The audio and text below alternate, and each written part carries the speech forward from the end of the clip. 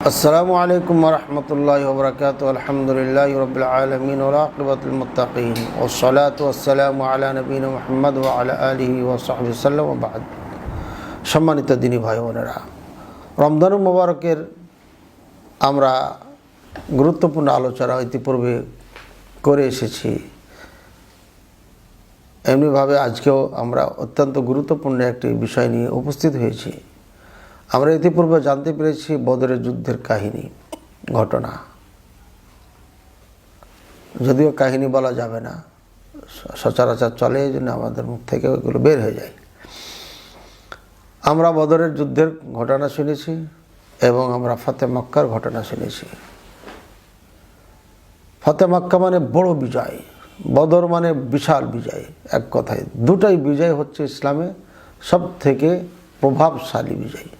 এই দুই বিজয়ে গোটা পৃথিবীতেও কাফেরদের অন্তরকে কাঁপিয়ে দিয়েছে এবং বুঝিয়ে দিয়েছে যে মুসলমানদেরকে যুদ্ধ করে হারানো যাবে না।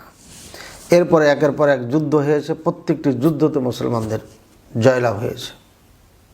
কিন্তু দুঃখজনক হলো সত্যি যে আজ সেই যুদ্ধের জজবা, যুদ্ধের স্পৃহা, যুদ্ধের আশা আকাঙ্ক্ষা, শহীদ হওয়ার তামান্না আকাঙ্ক্ষা, এই সবগুলো যেটা মুসলমানদের ছিল এটা এখন কাফেরদের মধ্যে চলে গেছে। প্রায় কাফেররা এখন মনে করে যে আমরা যুদ্ধ করে মারা গেলে আমরা নিজেরা স্বর্গে চলে যাব। তারা আজকে যেভাবে প্রস্তুতি নেওয়ার কথা কোরআনে বলেছে, আমরা সেটাকে বাদ দিয়ে কাফেররা ওটা নিয়ে এনেছে এবং তারা সেই শক্তি অর্জন করেছে। আমরা সত্যিকারী নির্বোধ মুসলিম যে আমরা যুদ্ধ ভুলে গেছি। আজকে আমাদের হাতে একটা লাঠিও থাকে না, অথচ সাহাবায়ে কেরামদের যুগে প্রত্যেকের কাছে তলোয়ার থাকতো। তলোয়ার দিয়ে দুশ্মনকে প্রতিহত করা যায়, তলোয়ার দিয়ে সাপ প্রতিহত করা যায়, তলোয়ার দিয়ে বাঘ প্রতিহত করা যায়, তলোয়ার দিয়ে যে কোনো আপনার উপরে আক্রমণাত্মক জিনিসকে প্রতিহত করা যায়। এবং তলোয়ার সাথে থাকলে আপনার জন্য সেফটি একটা কাজ করে, অনেক বিপদ আপদ থেকে বাঁচা যায়, অনেক উপকারও আসে। কিন্তু আজকে ইসলামী রাষ্ট্র না থাকার কারণে, শরঈ বিধান না থাকার কারণে, শরঈ আইন চালু না থাকার কারণে, খুনির কোনো বিচার না হওয়ার কারণে, ধর্ষকের কোনো বিচার না হওয়ার কারণে, চোরের বিচার না হওয়ার কারণে, সুদ ঘুষের বিচার না হওয়ার কারণে অন্যায় করছে, যাদের ক্ষমতা আছে অন্যায় করছে। যেহেতু বিচার হয় না, কাজে তারা দিন দিন অন্যায় করিয়ে যাচ্ছে। যদি ইসলামী আইন থাকতো তাহলে পরে আপনার কাছে অস্ত্র থাকলেও আপনি সেটা ব্যবহার করতে পারতেন না, কারণ এখন আপনি গুলি করে একজনকে মেরে ফেলবেন, পরবর্তীতে আপনাকে সেই একই গুলি করা হবে। যার কারণে আপনার ইসলামে এগুলো নিষেধ ছিল না। ইসলামে প্রত্যেকটি বাড়ি বাড়িতে তলোয়ার ছিল, এটা সরকার জমাও নিত না। তার কি একটা সুন্দর রাষ্ট্র, একটা সমাজ গঠন করেছিলেন রাসূলুল্লাহ সাল্লাল্লাহু আলাইহি ওয়াসাল্লাম। এমন কখনো ঘটে নাই যে প্রতিবেশী মারামারি করে হত্যা করে ফেলেছে। এমন কখনো ঘটে নাই জমি জমা নিয়ে মারামারি করে হত্যা হয়েছে। এমন কখনো ঘটে নাই যে রাস্তাঘাটে চলতে ফিরতে, মাঠে ঘাটে বাজারে মারামারি করে মেরে ফেলেছে কাউকে। মুসলমান আপোষে লড়ে নিজে শেষ করে ফেলেছে, এটা কখনো দেখা যায়নি ইসলামের সময়।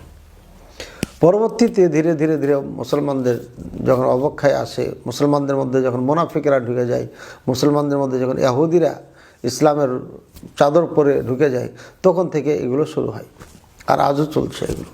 এক পর্যায়ে মুসলমান আমরা ঘুমিয়ে গেছি, আর এই জেহাদের যুদ্ধের দায়িত্ব কাফেররা নিয়েছে। আজকে বলতে হয় ইরান যে শক্তি অর্জন করেছে, নিঃসন্দেহে একটা প্রশংসনীয় শক্তি। তারা আজকে বিশ্বকে দেখিয়ে দিল যে তারা এখন সুপার পাওয়ারের মালিক। দুইটা সুপার পাওয়ার মানুষকে নাকানি চোবানি খাওয়াচ্ছে। দুইটা মানে ইসরায়েলের কাছে অ্যাটমি বোমা মানে সেও সুপার পাওয়ার, আর আমেরিকার তো সুপার পাওয়ার। তার দাদাগিরি ইরান একদম সুন্দর করে দেখাই দিয়েছে এবং আরবদেরকে এটা দেখাই দিয়েছে যে তোমরা তেলের টাকা কিভাবে ব্যবহার করেছো, সুপথে না ভুল পথে, এটাও ওদেরকে শিক্ষা দেওয়া হয়েছে। যদি শিক্ষা নেয় তো ভালো, আর না হলে এদের ভবিষ্যৎ আপনার খারাপ হয়ে যাবে। এটা আমরা দেখতে পাচ্ছি। আল্লাহ তাআলা আমাদের বোঝার তৌফিক দান করুন। তো যা হোক, যুদ্ধ করে জিহাদ করে দেশ এটা ওটা ফতহ করলাম, অর্থ সম্পদ সব কিছু পেলাম, এটা সফলতা কামিয়াবি না? মুসলিমদের এটা সফলতা কামিয়াবি নয়। নিঃসন্দেহে সেটা প্রয়োজন আছে এবং এটা করতেই হবে টিকে থাকার জন্য, এটা বেঁচে থাকার জন্য, ইজ্জত সম্মানের সাথে নিজকে প্রতিষ্ঠিত রাখার জন্য। কিন্তু এটা সফলতা নয়। সফলতা হচ্ছে আসল সফলতা, যেটা হচ্ছে বাস্তবে সফলতা, সেটি আজকে উল্লেখ করবো ইনশাআল্লাহ। আল্লাহ পাক রব্বুল আলামিন বলেন, ওয়াকানা হাক্কান আলাইনা নাসরুল মুমিনিন, আমাদের উপরে মুসলিমদের মুমিনদের সাহায্য করা এটা ফরজ, এটা জরুরি। অর্থাৎ আল্লাহর প্রতি হক রয়েছে আমাদের, যে তিনি আমাদেরকে সহযোগিতা করবে, সাহায্য করবেন। এটা আল্লাহ তাআলা নিজেই বলছেন। এবং আল্লাহ তাআলা আরও বলেন, ইন্না লানানসুরু রুসুলানা ওয়াল্লাযীনা আমানু ফিল হায়াতিদ দুনিয়া ওয়া ইয়াওমা ইয়াকুমুল আশহাদ, এবং নিশ্চয় আমরা আমাদের রসুলদেরকে সহযোগিতা করে থাকি, মুমিনদের এবং ওই সমস্ত মানুষ যারা ঈমান এনেছে, দুনিয়াতে তাদের আমি সহযোগিতা করি, সাহায্য করি। আর ওই দিন, যেদিন তাদেরকে আমার সম্মুখে দাঁড় করানো হবে কিয়ামতের ময়দানে, সেদিন তাদেরকে আপনি আমার সহযোগিতা তাদের সাথে থাকে করি। ইয়াউমা লা ইয়ানফাউ যালিমিনা মা'যিরাতুহুম, ওই দিন আমি তাদের সাহায্য করব যেদিন জালেমদের কোনো অভিযোগ উপকারে আসবে না। ওই ছিলাম এই সমস্যায় করিনি, এই জন্য মানতে পারিনি, নামাজ পড়তে পারিনি, সালাত পড়তে পারিনি, সিয়াম রাখতে পারিনি, এই যত অভিযোগ করবে, কোনো অভিযোগই গ্রহণযোগ্য হবে না, কোনো অভিযোগই কাজে আসবে না। ওয়ালাহুমুল লা'না ওয়ালাহুম সুউদ্দার, ওদের জন্য অভিশাপ এবং তাদের জন্য অত্যন্ত খারাপ বাসস্থান রয়েছে। নাউযুবিল্লাহি মিন যালিক। ভাইরা আমার, তাহলে বোঝা গেল দুনিয়ার এই সফলতা আসলে সফলতা না, আসল সফলতা হচ্ছে আখিরাতের সফলতা। আমরা আখিরাতের সফলতা কিভাবে অর্জন করতে পারি? আখিরাতের সফলতা অর্জন করার জন্য আমাদের কিছু কোরআন সুন্নাহ থেকে জানতে হবে, এবং আজকে আমি 5টি দিক আপনাদের জন্য বলবো ইনশাআল্লাহ। আল্লাহ তাআলা বলেন, হুয়াল্লাযী আরসালা রাসূলাহু বিল হুদা ওয়া দীনিল হক লিইয়ুযহিরাহু আলাদ-দীনি কুল্লিহি ওয়ালাউ কারিহাল মুশরিকুন। সূরা তাওবা 33 নম্বর আয়াত।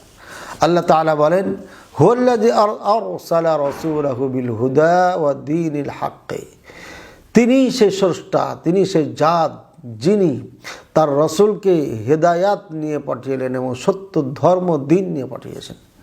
লিইয়ুযহিরাহু আলাদ-দীনি কুল্লিহি, সমস্ত দিনের উপরে তাকে প্রতিষ্ঠিত করার জন্য। ওয়ালাউ কারিহাল মুশরিকুন, যদিও মুশরিকরা এটা পছন্দ করে না। ভাইরা, এই ইসলাম প্রত্যেকটি ধর্মের ওপরে আল্লাহ তাআলা একে গালিব করবে, জয়যুক্ত করবেন, প্রতিষ্ঠিত করবেন, এটা আল্লাহ ওয়াদা করেছেন। কিন্তু আজকে সে দিনের ওপরে আমরা না থাকার কারণে আজকে আমরা সেই সাহায্য আল্লাহর পাচ্ছি না। নাউযুবিল্লাহি মিন যালিক। আল্লাহ তাআলা আরও বলেন, ওয়ালা তাহিনু ওয়ালা তাহজানু ওয়া আনতুমুল আ'লাউনা ইন কুনতুম মুমিনিন, তোমরা বিচলিত হইও না, লাঞ্ছিত হইও না, টেনশন করিও না, তোমরাই সবার ঊর্ধ্বে থাকবে, মানে বিজয়ী থাকবা, যদি সত্যিকারে তোমরা মুমিন হও।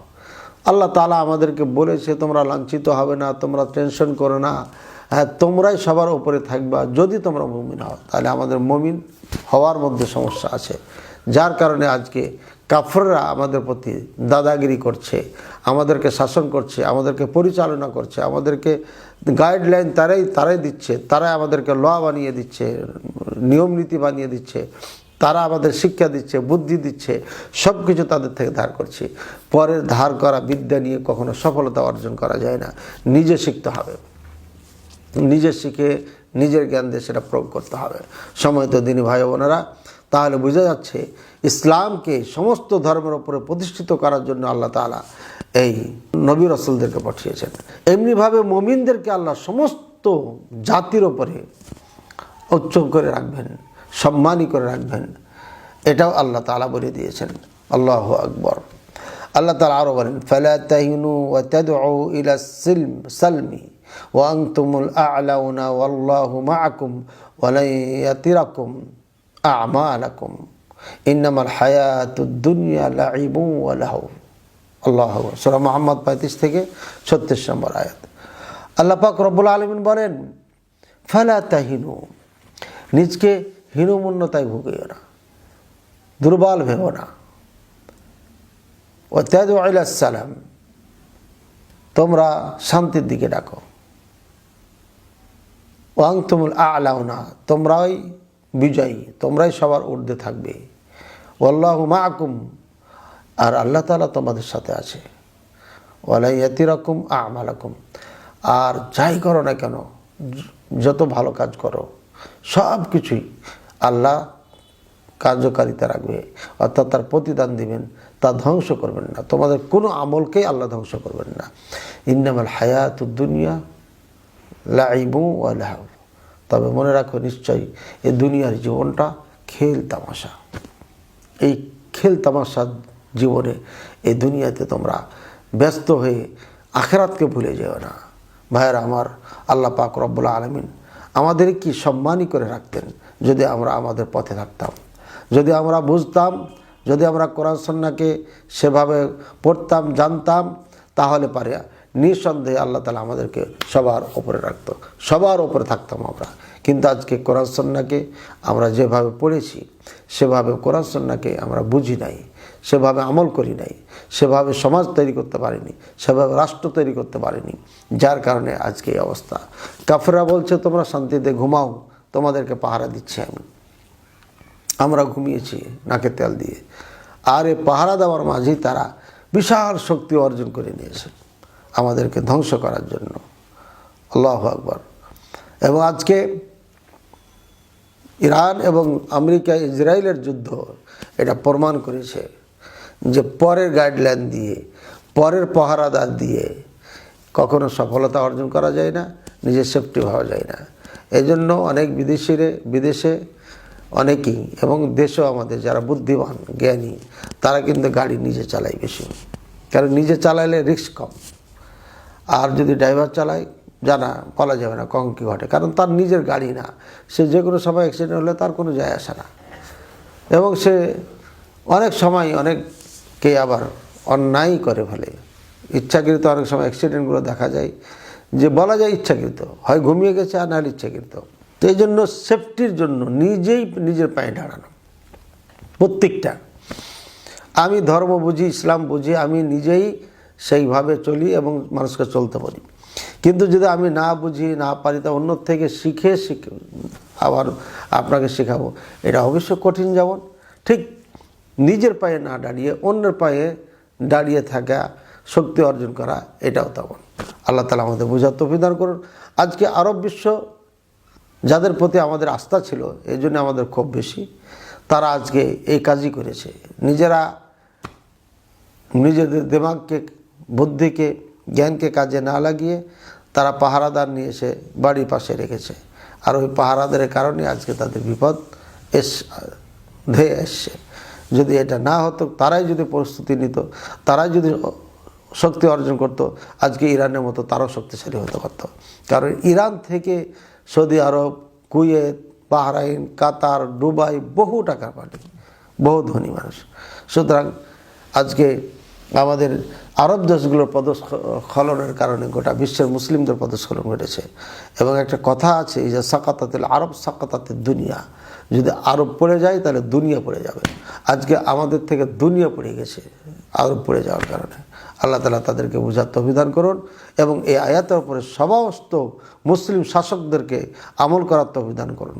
কি ওয়াআইদ্দু লাহুম মাসতাতা'তুম মিন কুওয়া, তোমরা প্রস্তুতি নাও, শক্তি যত আছে সব শক্তি দিয়ে সাধ্য মোতাবেক তোমরা প্রস্তুতি নিবে, অর্থাৎ যুদ্ধ করার জন্য অস্ত্র তৈরি করো। প্রস্তুতি নাও, সৈনিক তৈরি করো, ট্রেনিং দাও। ইসলামের যুগে সবাই সৈনিক ছিল, এমনকি নারীরাও যুদ্ধে অংশগ্রহণ করত। আর এখন নির্দিষ্ট কিছু সৈনিক তৈরি করা হয়, তাদেরকে খাওয়াইতে হয়, টাকা দিয়ে, বেতন দিয়ে পালতে হয়, কত কি, পুরো তার দায়িত্ব নিয়ে নেওয়া হয়, ফ্যামিলি দায়িত্ব নিতে হয়। আর ইসলাম থাকলে সবাই বাড়ি বাড়িতে ঘুমাবে, স্পেশালভাবে কোনো দরকার নেই, সবাই সৈনিক। আর কিছু সৈনিক তো থাকবেই, যে কোনো মুহূর্তে ডাক দিলে দৌড়িয়ে চলে আসবে। দেশের প্রত্যেকটি নাগরিক যদি সৈনিক হয়ে যায়, তাহলে আমরা এখানে বাংলাদেশে 18 কোটি মানুষ আছি।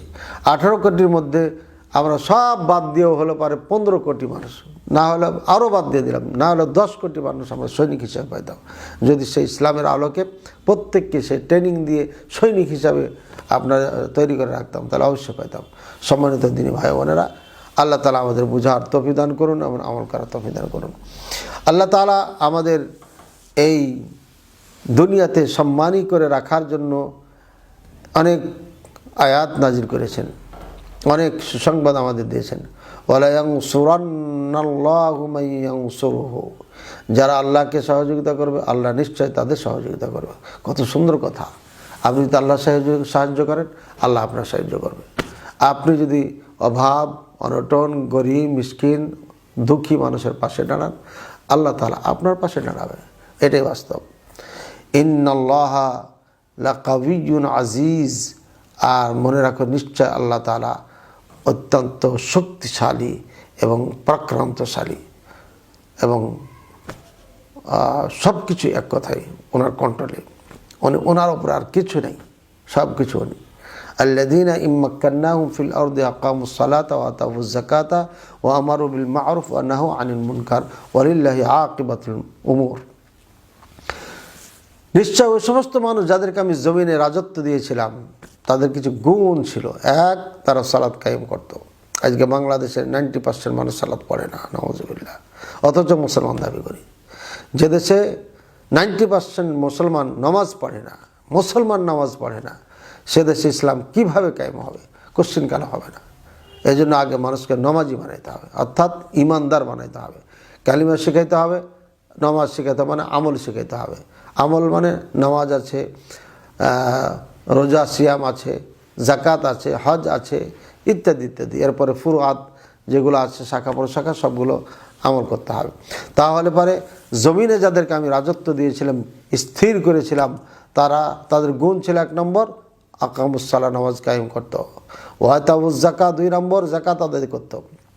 3 ওয়া আমারু বিল মা'রুফ, তারা সৎ কাজের আদেশ করত।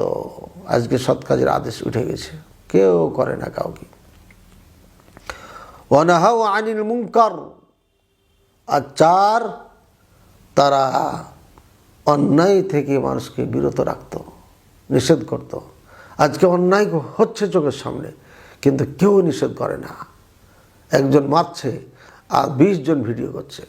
কি নির্বোধের যুগে আমরা পদার্পণ করেছি। আল্লাহ তাআলা আমাদের বুঝার তৌফিক দান করুন।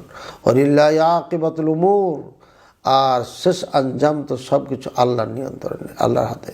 তুমি যাই করো না কেন, মরণের পরে আল্লাহর কাছে আসবে। শেষমেশ তোমাকে ধরা খেতে হবে, দুনিয়াতে আখিরাতে। আল্লাহ তাআলা আমাদেরকে বুঝার তৌফিক দান করুন।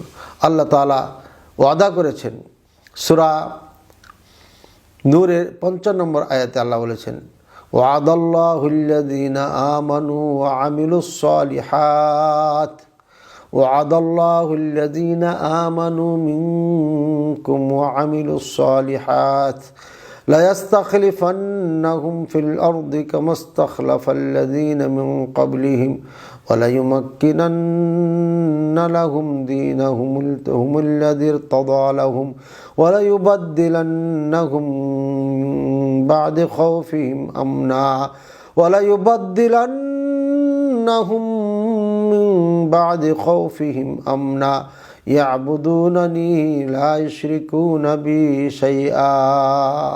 আল্লাহু আকবার।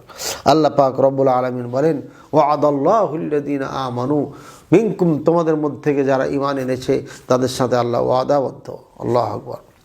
যারা ঈমান এনেছে তাদের সাথে ওয়াদাবদ্ধ। ওয়া আমিলুস সালিহাত, এবং নেক কাজ করেছে তাদের জন্য ওয়াদাবদ্ধ। আর কি, তারা একমাত্র আমারই ইবাদত করে আর কাউর ইবাদত করে না এবং শিরক আমার সাথে করে না। এই চারটি গুণ যাদের মধ্যে আছে, ঈমান, আমল সালেহ, নেক আমল, আর একটা হচ্ছে আল্লাহর সাথে কাউকে একমাত্র আল্লাহর ইবাদত করবে, একমাত্র আল্লাহর ইবাদত করে, এবং চতুর্থ নম্বর হচ্ছে কাউর সাথে শিরক করে না, আল্লাহর সাথে কাউকে শিরক করে না, মুশরিক অর্থাৎ শরিক বানায় না। এই চারটি গুণ যদি থাকে, আল্লাহ বলেছেন লা ইস্তাখলিফান্নাহুম ফিল আরদি, নিশ্চয় নিশ্চয় আমি এই জমিনের খলিফা বানিয়ে দেবো তাদেরকে, অর্থাৎ দায়িত্ব দিয়ে দেবো তাদেরকে। কামা ইস্তাখলাফাল্লাযীনা মিন ক্বাবলিহিম, যেভাবে তাদের পূর্বপুরুষদেরকে আমি দিয়েছিলাম। আল্লাহু আকবার। ওয়ালা ইউমাক্কিনান্না লাহুম দীনাহুমুল্লাযী ইরতাদা লাহুম, আর নিশ্চয় আমি তাদেরকে এই যে দিন তারা মানে, এই দিন যে প্রতি তারা রাজি, এই দিনকে তাদের জন্য স্থির করে ফেলবো। এই দিন থেকে কাউকে কেউ সরাইতে পারবে না, এই দিনের প্রতি কেউ ঢিল মারতে পারবে না, এই দিনের প্রতি কেউ আক্রমণ করতে পারবে না। ওয়ালা ইউবাদদিলান্নাহুম মিন বা'দি খাউফিহিম আমনা, আর আরও একটা উপঢৌকন তাদের জন্য পুরস্কার, ভয় ভীতির এই জীবন থেকে মুক্তি দিয়ে তাদেরকে আমান শান্তির জীবন আমি ফিরিয়ে দেবো। আল্লাহু আকবার। শর্ত কি? শুধু আমারই ইবাদত করবে, ওয়ালা ইউশরিকুনা বিশাইয়া, আমার সাথে কাউকে শিরক করবে না। তাহলে আমরা যদি ঈমানদার হতে পারি, আমরা যদি নেক কাজ করি, আমরা যদি আল্লাহর ইবাদত করি, আল্লাহর সাথে যদি আমরা কাউকে শরিক না করি, চারটা কাজ যদি করি, আমরা চারটা গুণ যদি থাকে, তাহলে এই জমিনের মালিকানা আমাদেরকে দিবেন আল্লাহ। আমাদের ধর্ম যেটা আছে সে ধর্মকে আমাদের জন্য স্থির করে দেবেন, স্থায়ী করে দেবেন, আর আমাদের ভয় ভীতিকে দূর করে শান্তি নিরাপত্তা আমাদের অন্তরে আল্লাহ দিয়ে দেবেন, বাস্তবে দিয়ে দেবেন। সম্মানিত দিনী ভাই বোনেরা, কোরআনুল কারীম স্পষ্ট বলছে, আমরা যদি কোরআনুল কারীমের উপরে আমল করি, এই সমাজে, এই দেশে, পৃথিবীতে আমরাই শান্তিতে থাকতে পারবো, আমরাই নিরাপত্তা পাবো ইনশাআল্লাহ। আল্লাহ তাআলা আমাদের সবাইকে তৌফিক দান করুন। ভাইয়ের আমার, আল্লাহ তাআলা যদি তৌফিক না দান করেন তাহলে কোনো কিছু সম্ভব না। এই জন্য সবসময় আল্লাহর কাছে দোয়া করতে হবে, আল্লাহ তুমি নেক কাজ করার তৌফিক দাও, আল্লাহ তুমি নেক জিনিস, ভালো জিনিস শোনার তৌফিক দাও, ভালো জিনিস দেখার তৌফিক দাও, ভালো কাজ করার তৌফিক দাও। এইভাবে আল্লাহর কাছে বারবার চাইতে হবে, বেশি বেশি চাইতে হবে। নিঃসন্দেহে আল্লাহ আপনার আমার রাস্তা খুলে দেবেন। আল্লাহ তাআলা আমাদের সবার প্রতি দয়া করুন, রহম করুন। আল্লাহ আমাদের সবাইকে সুপথে থাকার তৌফিক দান করুন, এবং আল্লাহ তাআলা সাহায্য আমাদের সবসময় যেন সাথে থাকে, এই দোয়া করে আজকে বিদায় নিচ্ছি। আসসালামু আলাইকুম ওয়া রাহমাতুল্লাহি ওয়া বারাকাতুহু।